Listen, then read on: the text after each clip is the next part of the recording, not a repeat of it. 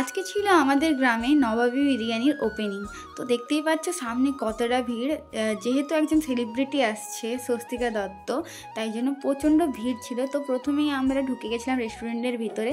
দেখতেই পাচ্ছ কতটা দারুণ করেছে অ্যাম্বিয়েন্স। তো ভিতরে বসে বসে লাইভ দেখছিলাম যে নিচে কখন আসবে সেলিব্রিটি। তো পৌঁছেই গেছিলো।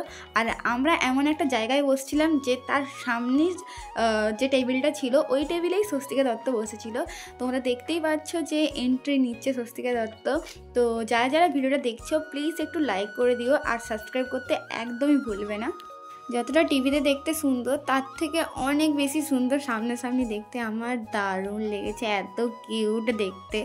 তো নেক্সট ভিডিওগুলো আসতে চলেছে রেস্টুরেন্টের খাওয়ার কোয়ালিটি আর টেস্টের উপর। আর যারা আসতে চাইছো দীঘার পাশাপাশি, যারা আমার ভিডিওটা দেখছো তাদেরকে আমি লোকেশানটা বলে দিই। রামনগর আর এগরার রোডের পুরো মাঝখানে পানিপারুল বলে একটা জায়গায়।